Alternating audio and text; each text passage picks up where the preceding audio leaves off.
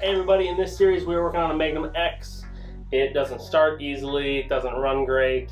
There's just like a little issues with it. It was put together in a buddy's garage real late at night drinking beer, so we're just going to go back through it and try to tidy it up a little bit. First thing is to drain the transmission oil.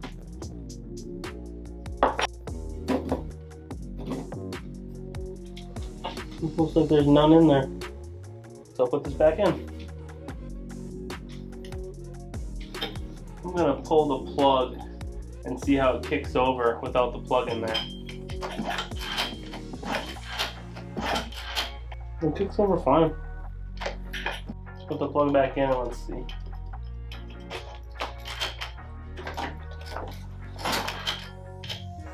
They thought there was something wrong with the Kickstarter mechanism. There isn't.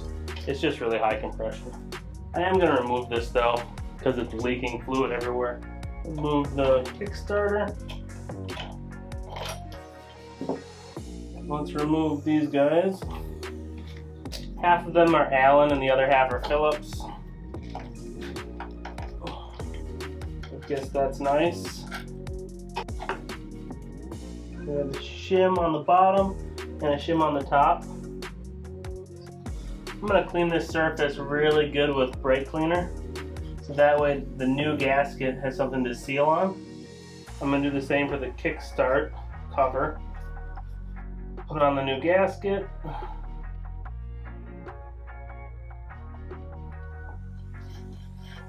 Put these back in. I'm going to wipe the bottom of the case with some cleaner, so that way I can make sure it's not leaking after we put oil in it.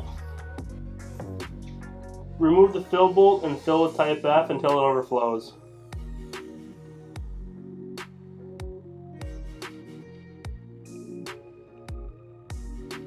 Put the fill plug back in and you're done.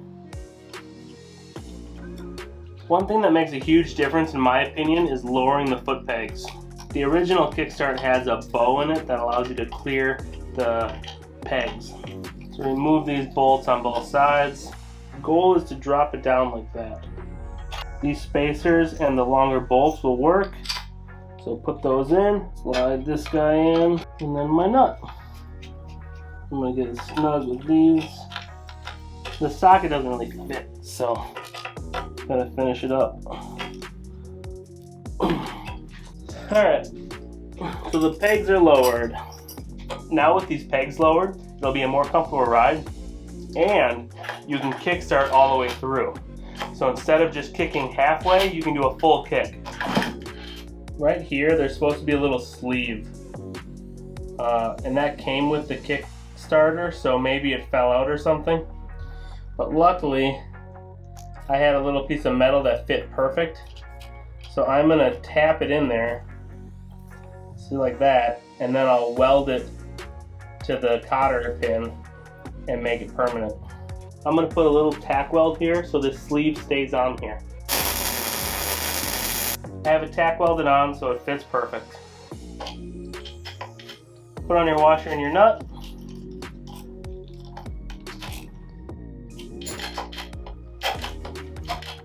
This is for a Tomos, and this is actually supposed to be flipped this way and reversed. And so the person that did this took this off, they flipped it, put it on here, but they didn't drill this little hole out for the ball bearing. And so this thing is just floppy. And so there's supposed to be a little hole drilled right there, so we have to drill that hole too for them. Clean it up. Now you should be able to hear a little click when the ball bearing pops in.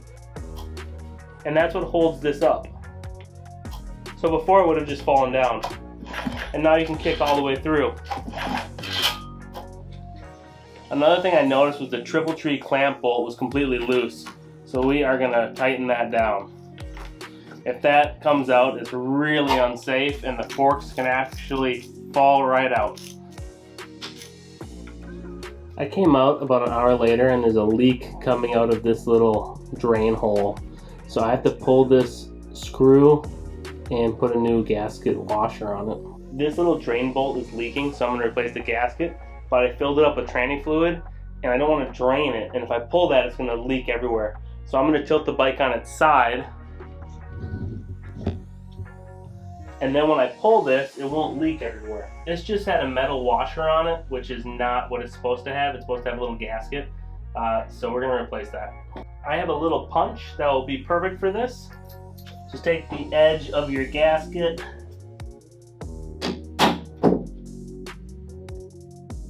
All right, let's see.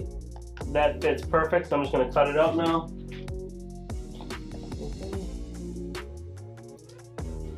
Let's put this drain plug back in.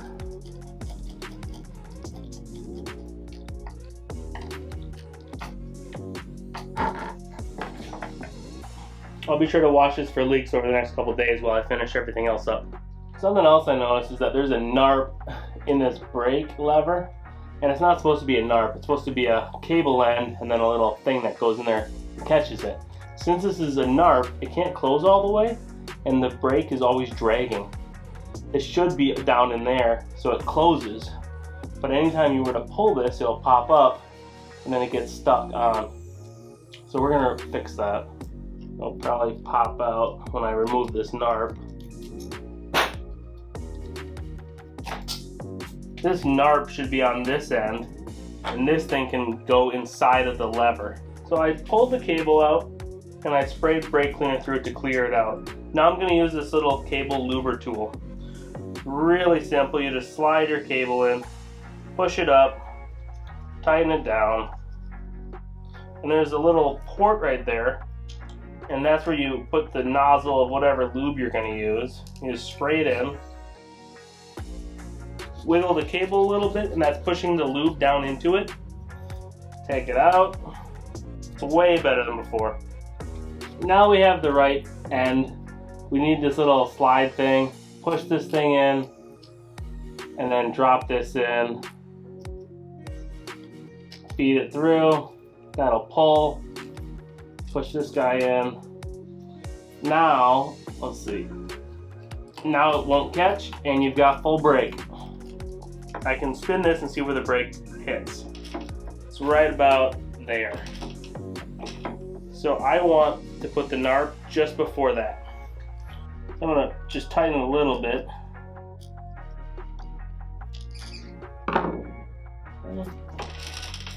That's pretty good. Pull this guy out, and we're gonna finish tightening it. Alright. And that's pretty good. Bend this back a little. Put this guy in. Put the NARP in. Alright. So that's pretty good. Let's see what happens when I hit the brake. Tighten down the lock nut and you're done. It's really important on a bike to go around in the spring or fall and just check things to see if they're loose. Like the triple tree bolt, this is just loose from vibration, but it would really suck if that thing came out during a ride. So just go around, make sure everything's tight. Another thing I'm going to do is move the shock mount position to this first one to raise the rear a little bit. The other side is a different sized bolt. It looks like it is a 17 and this side is a 13. Alright, lift this up and put in this guy. Another thing that I want to look at is the head gasket.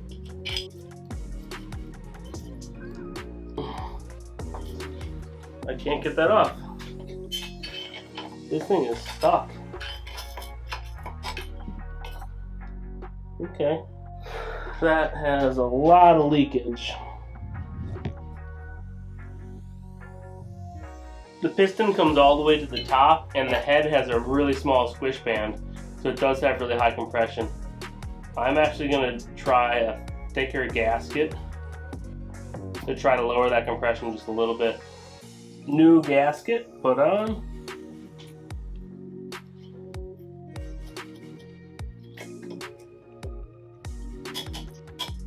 Alright, the head is torqued, but be sure to do it again after you do a heat cycle. I put it back together, but I'm having an issue.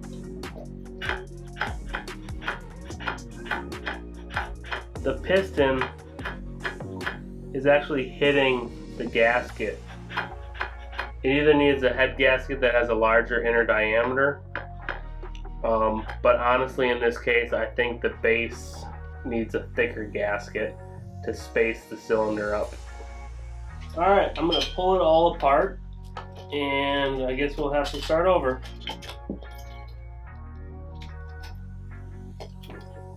Alright, got the cylinder off. I'm going to install new base gaskets. I'm going to probably do 2 of them to stack and push the cylinder out, but we have to clean this first. I'm using an X-Acto knife and I'm being really careful just to take off the base gasket without scraping the aluminum. I'm just using a stainless steel brush. I got it pretty clean. I'm going to throw in the parts washer now just to get everything off. There's one gasket.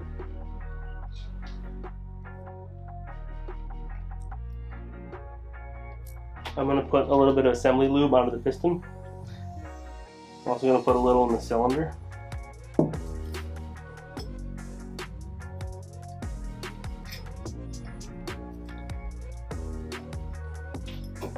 With the 2 base gaskets, the piston doesn't go as high into the head, so I think that'll make it from hitting the head. Now I'm going to install the head.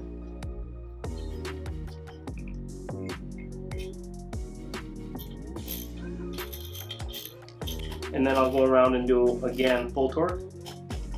All we have left is the exhaust, and it should be ready to go.